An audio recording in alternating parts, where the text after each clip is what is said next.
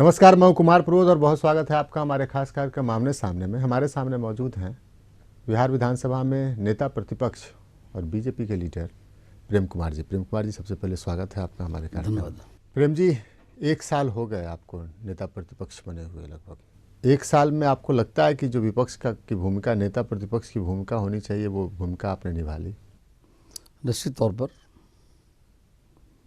हर मुद्दे को हमने सड़क से लेकर सदन तक जनता के सवालों को उठाने का काम किया है। नेता प्रतिपक्ष आप हैं, लोग कहते हैं काम सुशील मोदी करते हैं। लोकतंत्र में आज़ादी है बोलने की। लोग कहते हैं आप मजबूरी के नेता प्रतिपक्ष हैं। हमें तो ऐसा नहीं लग रहा है। आप सर्वे करा लीजिए, सर्वे करा कर देख लीजिए कि बिहार का क्या फीडबैक है। अच्छा, आपको क्यों लगता है, क्यों बनाया गया आपको नेता प्रतिपक्ष? उसके 2 कारण हैं। एक तो लंबे समय से संसदीय प्रणाली का अनुभव था, लगातार 7 बार तक मैं जीतते आया हूँ चुनाव, और बिहार विधानसभा में अच्छा परफॉर्मेंस हमारा रहा है और संगठन में काम करने का मौका मिला था। तो लंबे समय से 80 से लेकर लगातार 36 वर्षों का जो अनुभव रहा है, एक बड़ा आधार रहा जाकर के है। फिर लगातार विधानसभा में हमारा जो परफॉर्मेंस रहा उसके आधार पर पार्टी ने तय किया। लोग कहते हैं कि आप इसलिए तय किया बीजेपी ने चूंकि आप अति पिछड़े तबके से आते हैं। वो भी एक प्लस पॉइंट है। प्लस पॉइंट है या मेन पॉइंट है? मेन ही पॉइंट मानिए उसको कि आज बिहार की राजनीति में अति पिछड़ों की अहम भूमिका है और 45% वोट है, तो स्वाभाविक है। और एक और जहाँ हमारा एक लंबा अनुभव रहा है। लेकिन जो आपको सम्मान इस चुनाव से पहले मिलना चाहिए वो तो मिला नहीं। सम्मान तो मिला ही है जाकर के। पार्टी ने हमेशा जब सरकार बनी बिहार में तो मंत्री बने लेकिन 2013 में जब सरकार से हट गई पार्टी, उसके बाद आप कहाँ थे? लोग हम पूछते थे प्रेम कुमार जी कहाँ हैं? मैं जनता के बीच में था और जनता के सवालों को लेकर लगातार सड़क से लेकर विधानसभा तक आवाज़ों को बुलंद कर रहा था।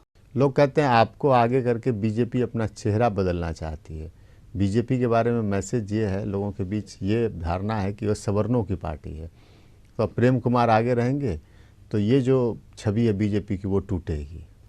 हमारा मानना है कि भारतीय जनता पार्टी समाज के सभी वर्गों में, महादलित परिवार में भी, अति पिछड़ों में, स्वर्ण जातियों में, समाज के सभी वर्गों में हम काम कर रहे हैं। हमारा नारा है सबका साथ सबका विकास। उसी तो नारा है ना, अंदर की बात क्या है? अंदर की बात यही एक हाल में जो संगठन का हमारा जो चुनाव हर जगह चल रहा है, एकदम निर्धारित हम लोगों ने कर दिया है कि महिलाओं को 33%, महादलित परिवार को, अति पिछड़ों को अनिवार्य करके पार्टी संगठन। वही तो हम कह रहे हैं कि जो बीजेपी की हार हुई 2015 के चुनाव में, उसके बाद बीजेपी ने टोटल अपने आप को रिफॉर्म, एक सुधार की प्रक्रिया शुरू की। उसका पहला स्टेप था कि प्रेम कुमार नेता प्रतिपक्ष बनाए गए और दूसरा उसके बाद कई कदम उठाए गए। तो उसमें से और कदम यह है कि जब संगठन के आपके चुनाव हुए तो हमने देखा कि सभी जिलों में चेहरे बदल गए। और चेहरे कैसे बदले कि ज़्यादातर जिलों में आपने पिछड़े अति पिछड़ों को अध्यक्ष बनवा दिया। क्यों? कि रीजन क्या है? इसलिए कि जो समाज की जो बनावट है, सामाजिक संरचना है, उसके हिसाब से हम लोग को लगा कि समाज के सभी तबकों का पार्टी के अंदर में प्रतिनिधित्व हो, जो कि पहले नहीं था। उसका थोड़ा अभाव था अब थोड़ा सा कम था। उसको हम बड़े पैमाने पर इस बार 30 जिलाध्यक्ष बनाए गए हैं। उसमें 15 अति पिछड़ा 10 हैं और 5 पिछड़ा समाज से हैं और 15 स्वर्ण समाज से हैं। तो इस तरह से हम लोगों ने एक व्यवस्था पहले 30 में से 25 हुआ करते थे, अब 15 पर आप आगे जो ले आए सवर्णों को। हम एक उदाहरण आपको बताते हैं। चुनाव से पहले एक दफ़ा गया में रैली थी, चूँकि अब गया आपका जिला शहर है, आप वहाँ से विधायक हैं। तो मैं जा रहा था यहाँ से गया, मैंने देखा कि यहाँ से गया तक प्रमंडलीय रैली थी। जितनी जो पोस्टर्स लगे थे, जितने जो होर्डिंग्स लगे थे, 90% सवर्णों के थे। तो ये बीजेपी की जो इमेज थी उसको तोड़ने की कोशिश अब की जा रही है। ये आपको लग रहा है कि अब कोशिश आप लोग कर रहे हैं? समय का तकाजा है और जिधर बिहार और देश की राजनीति जा रही है, तो हमारी पार्टी ने इन बातों को समझाया जा करके और सही समय पर सही निर्णय पार्टी ने। अगर पहले आप समझ गए होते तो ये परेशानी नहीं होती। अब उस समय परिस्थितियाँ जो पार्टी के अंदर थी और पार्टी का जो फैसला था उसका अनुकूल हम लोग को चलना था। लेकिन धीरे समय बदला, लोगों में जागृति आई जाकर और लगा कि भाई जो सामाजिक संरचना समाज में है, हम सबको जब स्थान देंगे तो हमारी पार्टी मजबूत होगी और इसलिए माननीय प्रधानमंत्री जी का जो नारा है सबका साथ सबका विकास, उसी रास्ते पर हम लोग चल रहे हैं। 2015 के चुनाव में जब आपने टिकट बांटा अति पिछड़ों की उपेक्षा कर दी आपने, टिकट मिला, लेकिन जितना मिलना चाहिए उतना मिला क्या? असल है क्या कि अब पार्टी में सिस्टम जो है, पार्टी का संसदीय बोर्ड है, चुनाव समिति है, जिला में लोगों से राय लिया जाता है, तो उस समय के हालात परिस्थिति के मुताबिक पार्टी ने निर्णय लिया प्रेम कुमार से तो कोई राय नहीं ली गई थी। राय ली गई थी। चुनाव समिति में मैं था। चुनाव समिति में, कोरम वाली चुनाव समिति जो यहाँ होती है उसमें आप थे, लेकिन जो आखिरी फैसला जहाँ होता है वहाँ तो आप नहीं थे। वहाँ मैं नहीं था, लेकिन हम लोगों ने राय अपनी व्यक्त किया था चुनाव समिति में। आपको लगता नहीं कि अगर आपसे राय ली जाती, आपकी राय सुनी जाती, तो शायद ये स्थिति नहीं होती? ऐसे तो जो पार्टी का प्लेटफॉर्म जो है, जो प्रक्रिया है, उस प्रक्रिया में जहाँ पर हमारा स्थान था, हमने अपनी राय वहाँ दिया था, अपनी बातों को बताया था। ऊपर में उस समय गठबंधन पार्टी में अब हर अपेक्षा रखते हैं हम लोग को चुनाव में टिकट हमें मिले जाकर, जो संभव था नहीं जाकर, तो पार्टी अपने स्तर से अच्छा ही प्रयास किया जाकर के। आपको लगता नहीं कि अगर चुनाव से पहले, 2015 के चुनाव से पहले ये घोषित कर दिया जाता कि हमारा मुख्यमंत्री का उम्मीदवार कौन होगा, और मुख्यमंत्री एक अति पिछड़ा अगर होता, तो बीजेपी की ये हालत नहीं होती? वैसे हमें कहना उचित नहीं लग रहा है, लोग कह रहे थे बातों को, जो सुन रहे थे। लोग ये कह रहे थे कि प्रेम कुमार को अगर मुख्यमंत्री पद का दावेदार घोषित कर दिया था तो ये स्थिति नहीं होती। ऐसी आवाज़ आ रही थी, लेकिन हमें मुनासिब नहीं लगा। आपको बोलना मुनासिब नहीं लगा? हमें नहीं लगा भाई पार्टी में हमारे सारे जो वरिष्ठ लोग हैं, नेता लोग हैं, निश्चित तौर पर पार्टी अच्छा फैसला लेगी जाकर के। और पार्टी ने एक निर्णय लिया उस समय के हालात को देखते हुए कि बिना मुख्यमंत्री का डिक्लेयर किए हुए और चुनाव मैदान में जाए, चुनाव के बाद फिर पार्टी फैसला। तो पार्टी तो कह रही कि हम गलती की, जो चुनाव में एक बैकवर्ड फॉरवर्ड और ये सब जो मुद्दा बने विपक्षी पार्टियों ने बना लिया, वो मुद्दा तो खत्म हो जाता। हाँ निश्चित तो खत्म तो होता ही जाकर, लेकिन पार्टी ने ऐसा किया नहीं। अब उस समय जो परिस्थिति माहौल जो था, हम लोग को लग रहा था कि एकदम चारों ओर समर्थन मिल रहा है, जनता तैयार है परिवर्तन के लिए, तो ये बात थोड़ा सा ओवरलुक हो गया। आप ओवरलुक हो गया कि आप लोग इतना न आत्ममुक्त हो गया कि आप लोगों को लगा कि हमारे सामने कोई दूसरा है ही नहीं? हाँ, हमारे एक माहौल जो बन गया था पूरे राज्य के अंदर में, और दिख रहा था कि एकदम बीजेपी का सरकार बनेगी, ऐसा सब लोग मान कर चल रहे थे। हवा की बात कर रहे और थे। हवा बना था ये ढंग का जाकर के, लेकिन रिजल्ट जो है वो काफ़ी निराशापूर्ण रहा। क्यों रिजल्ट ऐसा हुआ? आपको क्या लगता है, क्या कारण, प्रमुख कारण क्या रहा? उसके कई कारण हो सकते हैं। हम लोग विकास के मुद्दे के ऊपर चल रहे थे। हमारा जो मुद्दा विकास का था, हम राज्य को विकास को ले जाना चाहते थे, जात पात नहीं कर रहे थे। अन्य दलों में जातीय आधार पर उम्मीदवार तय कर रहे थे, हम जातीय आधार पर नहीं कर रहे थे। हम पार्टी का संगठन सिद्धांत के आधार पर चल रहे थे, तो उसमें थोड़ा सा नुकसान हमें हुआ है। कुछ दिन पहले जीतन राम मांझी से बात कर रहे थे। जीतन राम मांझी कह रहे थे कि मैं दलित हूँ, दलित का नेता हूँ, मुख्यमंत्री रह चुके हैं। बीजेपी के जो स्थानीय नेता हैं, बिहार के नेता, वो हमको देखना नहीं चाहते और मेरी टांग खींचते हैं। अगर अमित शाह जी और नरेंद्र मोदी जी न रहें तो मेरा कुछ रहने का मतलब नहीं है एनडीए में। तो क्या वाकई जीतन राम मांझी जी की आपके ज़िले के हैं वो टांग खींची जाती है बीजेपी में से? उनको हमेशा हम लोगों ने सम्मान दिया है, और हम सबों के एनडीए के वरिष्ठ नेता हैं, जाकर के राज्य के मुख्यमंत्री रह चुके हैं। हम सबों को गर्व है कि हमारे बीच में इतने अनुभवी लंबे समय के, और आप लोग तो सलाह भी नहीं लेते हैं उनसे, इग्नोर करते हैं उनको। वैसे तो हम तो लगातार, जब भी पिछला विधानसभा का सत्र था, हम लोग आपस में बैठ करके हमारी बैठकों में लगातार वो आते रहे हैं, और हर एंगल से हमको तो अच्छा बैठता है, तो हम तो लगातार बात करते रहते हैं। आप बात करते हैं ना, आप पार्टी थोड़ी चलाते हैं, मतलब हमारी भी जिम्मेदारी होती है। प्रेम कुमार जी, हम आपसे और भी बात करेंगे, लेकिन फिलहाल ब्रेक का समय हो चला है। छोटे से ब्रेक के बाद हम तुरंत हाजिर होते हैं, कहीं जाइएगा मत।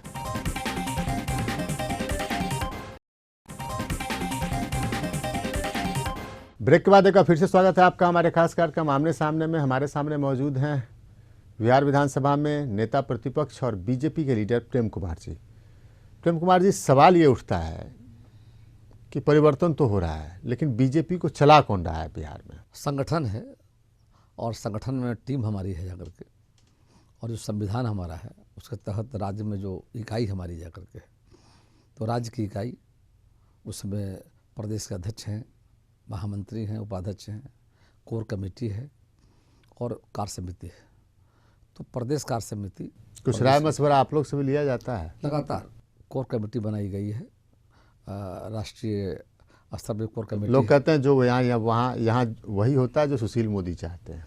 ऐसा नहीं जाकर के, जो फैसले हो रहे हैं जाकर, वो हम सब सामूहिक बैठ करके कोर कमेटी में निर्णय लेते हैं, और कोर कमेटी के निर्णय के आधार पर ही कोई आगे कार्यक्रम तय होता है। तो सभी फैसले कोई व्यक्तिगत व्यक्ति नहीं कर रहे हैं, बल्कि कोर कमेटी में हो रहा है, पार्टी के प्लेटफॉर्म पर हो रहा है। हम नहीं कहते हैं, लोगों के बीच आम परसेप्शन है कि बिहार में बीजेपी का मतलब सुशील मोदी। ना ऐसा मतलब कि हम नहीं देख रहे हैं जाकर, आप नहीं देख रहे हैं? हम जो महसूस कर रहे हैं, और जब से जिम्मेदारी मुझे मिली है और तब से जो भी फैसले हो रहे हैं मैं देख रहा हूँ कि हम सामूहिक फैसले कर रहे हैं, सामूहिक निर्णय हो रहा है। कोर कमेटी की नियमित बैठक महीने में हम लोग कर रहे हैं, प्रदेश कार्य समिति की बैठक हो रही है, पदाधिकारियों के साथ बैठते हम लोग हैं और बैठकर सामूहिक डिसीजन हो रहा है। सामूहिक निर्णय ले रहे हैं। अच्छा, ये बताइए कि सुशील मोदी जी का कद क्या है पार्टी में? पार्टी के एक अनुभवी और लंबा अनुभव रहा है पार्टी आपसे के। सीनियर लीडर हैं? निश्चित तौर पर साथी दोनों लोग आए हैं, माननीय सुशील मोदी जी भी और मैं, दोनों आदमी का राजनीति में साथी प्रवेश हुआ जाकर के। वो तो अचानक विद्यार्थी परिषद से आए, बीजेपी में आ गए। आप तो उससे पहले से बीजेपी में थे। हाँ, मैं था। वो बीच में विधायक या सांसद न भी रहे हो, आप तो परमानेंट लगातार विधायक हैं, तो आप तो ज़्यादा सीनियर हुए। लेकिन पार्टी में तो उस समय तय था, उस हिसाब से पार्टी के विधायक लोग नेता हुआ करते थे, उनकी राय से हम चलते थे। फिर समय बदला, जिम्मेदारी बदली जाकर के, और जो भी काम हो रहा है उस सबकी राय से सामूहिक। अच्छा, हमको लगा था कि सुशील मोदी जी राज्यसभा चले जाएंगे तो आप यहाँ पर आपका कद थोड़ा और बढ़ेगा, लेकिन राज्यसभा गए नहीं। वो क्यों नहीं गए? हाँ, तो पार्टी का संसदीय बोर्ड ने मतलब और यह बात का निर्णय नहीं ले पाया जाकर के। अब एक ही पद था और कई प्रत्याशी थे जाकर के, और चुनाव समिति से लगभग करीब 1 दर्जन नाम हम लोगों ने भेजा था जाकर। तो नाम जो तय होना था तो तय तो एक ही होना था जाकर के। लोगों ने कहा कि अब सुशील मोदी का युग समाप्त हो गया। सुशील मोदी खुद चाह रहे थे कि हम जाएं राज्यसभा, और उनका टिकट कट गया, उनका पत्ता कट गया और गोपाल नारायण सिंह हो गए। तो लोगों ने कहा कि अब सुशील मोदी का युग समाप्त हो गया। आपको क्या लगा? ना वैसा नहीं, लेकिन टिकट उनका भी नाम गया था, हम लोगों ने भेजा था, लेकिन जो पार्टी का फैसला हुआ वो तो सामने दिख रहे हैं। अच्छा, आप इतना सुधार की ओर पार्टी चले, आप अभी बताया कि संगठन चुनाव में हम तरजीह दे रहे हैं दूसरे तबके के लोगों को। प्रदेश अध्यक्ष का मामला फंसा हुआ है काफ़ी दिनों से। अब अभी अपने राज्य के अंदर 45 जिले, 45 में 30 जिले का चुनाव संपन्न हो चुका है। 15 में 10 का लगभग फाइनल हो चुका है। हम लोग फाइनल करेंगे और कोर कमेटी फाइनल करेगी। क्या आपको लगता है कि प्रदेश अध्यक्ष की कुर्सी पर भी कोई अति पिछड़ा या दलित तबके का आदमी बैठना चाहिए?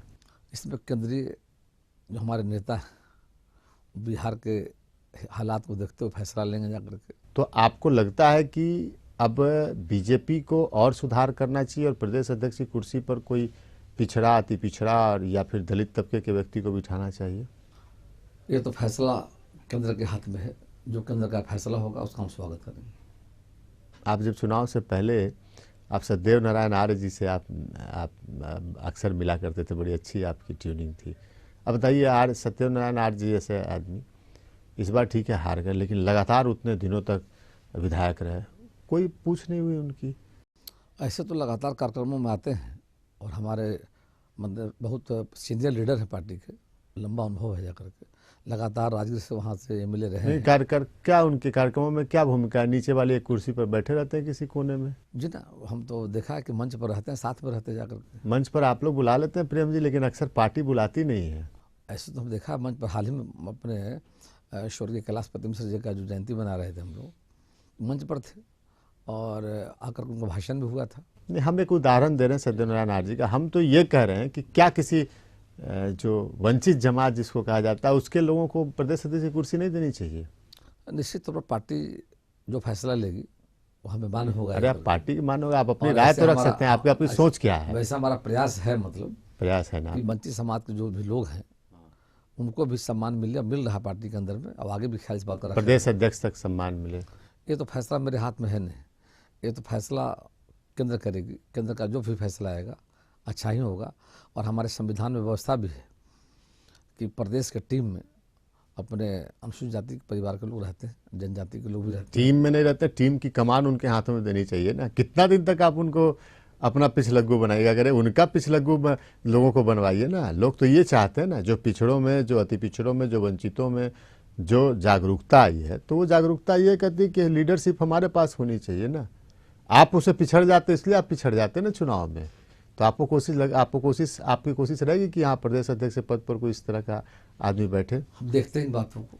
एक बार लोगों से राय करेंगे। दिल में इच्छा है आपकी? हाँ, हम बिल्कुल, हम तो चाहते ही जा करके हैं कि समाज के सभी वर्गों को आगे आने का मौका, जो कमज़ोर वर्ग के लोग हैं और हमारे नेताओं का सोच रहा है।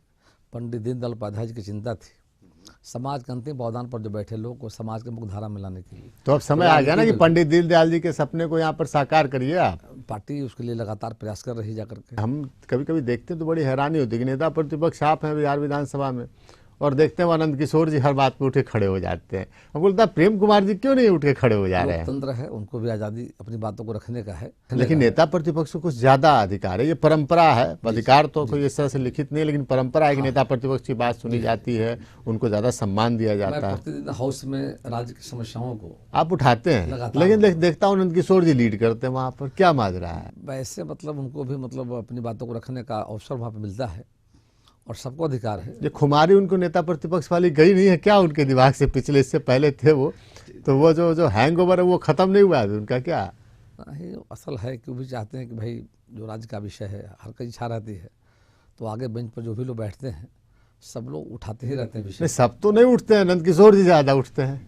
और मेंबर हमारे कई हैं जाकर के, उनको भी हमने देखा है कि लगातार उन बातों को और ध्यान आकृष्ट कराते हैं, मतलब अध्यक्ष जी का सरकार के संबंध में जाकर के। अच्छा, एक चीज़ बताइए, ये नंदकिशोर जी को जब बनाया गया था तो बीजेपी के मन में ये थी कि नंदकिशोर जी को अगर आगे लाते हैं तो जो उनके तबके के वोटर्स हैं वो आएंगे हमारे साथ। चुनाव में तो ये आपकी सोच जो है, उम्मीद जो है, पूरी तरीके से फेल हो गई। हाँ, पार्टी का तो अच्छा प्रयास था, लेकिन आपका प्रयास सक्सेसफुल तो हुआ नहीं।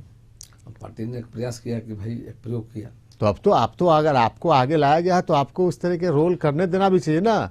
कोई दिक्कत मुझे नहीं हो रही है, सबका सहयोग मिल रहा है। कलेजे पे हाथ रख के बोलिएगा प्रेम जी, बिल्कुल पॉलिटिक्स मत करिए आप, कलेजे पे हाथ रख के बोलिए। ये नहीं है, सबका सहयोग मिल रहा है, सब लोग मदद कर रहे हैं। हमारा ये प्रयास है कि भाई जहाँ तक संभव है आम जनता के सवालों को लेकर के, आज पूरे बिहार के जो हालात है जाकर के, महागठबंधन सरकार के 11 महीने हो चुके हैं। 11 महीने में त्राहिमाम की स्थिति, 11 महीने के अब तो 12 महीने हो 12 महीने होने जा रहे हैं, तो त्राहिमाम की स्थिति जाकर के।